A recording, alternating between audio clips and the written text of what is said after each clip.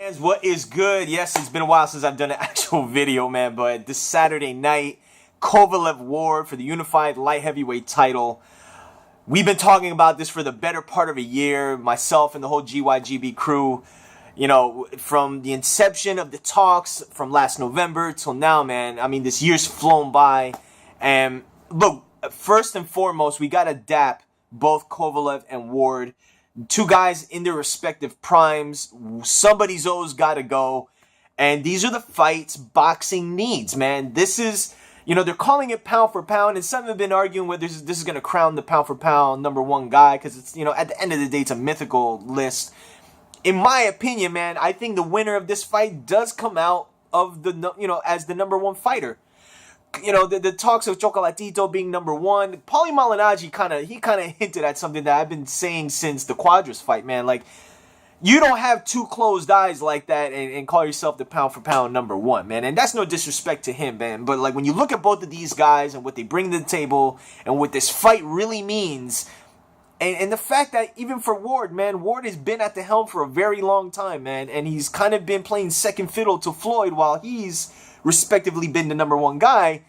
I have no doubt in my mind that this should be the crowning of the new pound for pound king, so to speak. Any case, look, man, this is a very interesting fight because Andre Ward, you know, when you look at him, man, like he had his setback after the Super 6, and he fought Andre Dawson, Chad Dawson.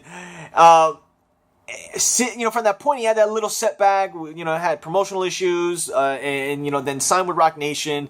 And he's had 3 fights since, I believe, last year. But some would argue that, you know, the level of competition that he fought wasn't, you know, spectacular. You know, even though Sullivan Barrera was being touted as, like, you know, a really good test for Andre Ward at light heavyweight. So, you know, based on how he's looked, and, you know, particularly this Alexander Brand fight, some people have said, like, you know, he's lost a step, or, you know, he's not in his prime anymore. Like, I don't know if I agree with that. But needless to say, man, like, Andre Ward is still one of the most skillful guys in boxing today.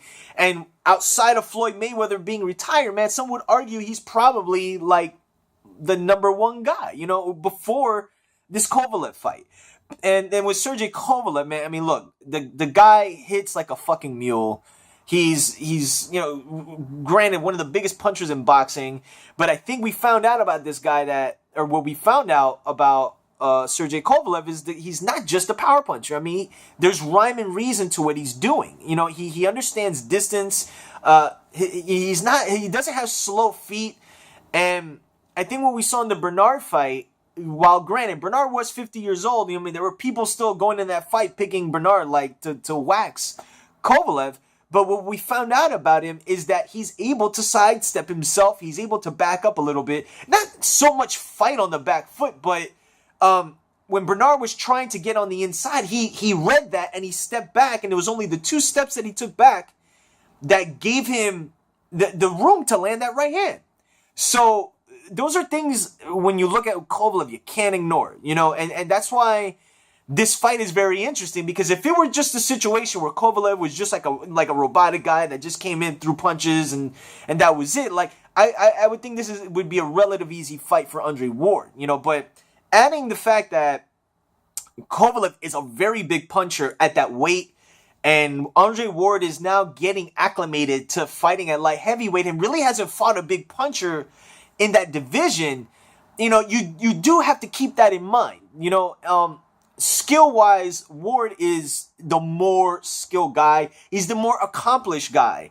You know, winning the Super 6 and winning it with rather ease. You know, like he didn't, you know, whether it was Mikhail Kessler, Carl Froch, like all these guys said this guy was just so difficult to fight.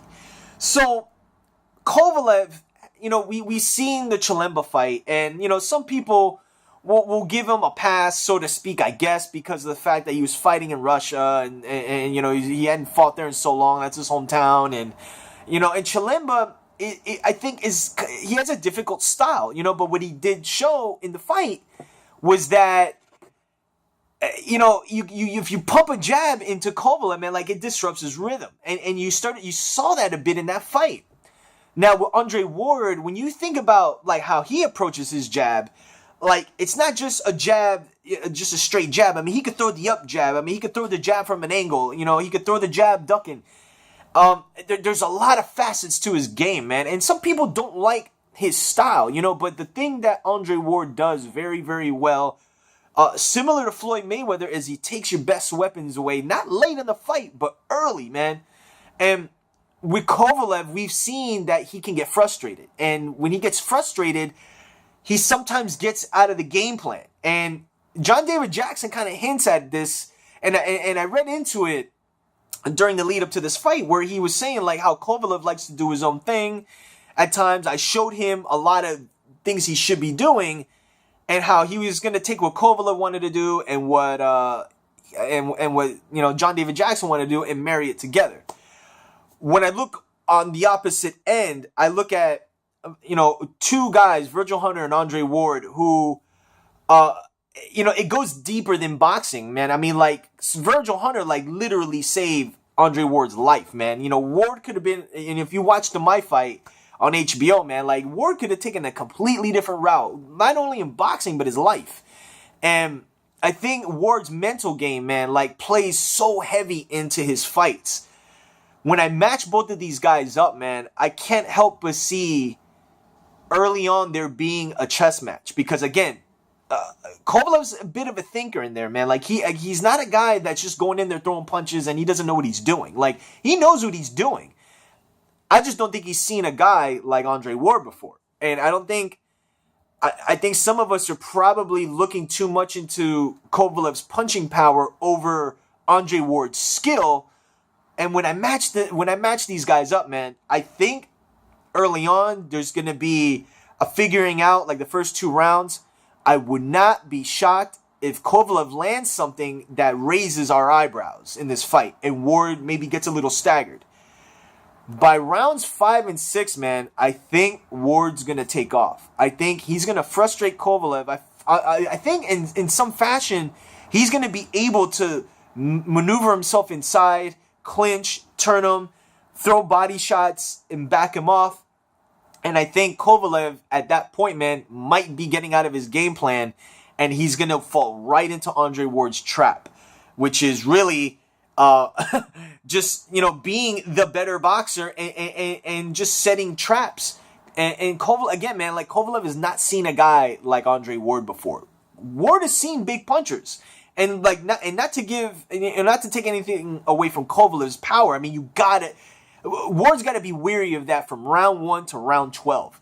But I think if Ward manages to take the distance away from Kovalev and not let him get his shots, extended and keep that distance, Kovalev's not going to be able to land that power. And without that power, man, I don't think he's going to be very effective against Andre Ward, man. So I got Andre Ward winning this 116-112 in what I think is going to be, like I said, like a little bit of a chess match early, and then Ward kind of taking off by rounds 5 and 6.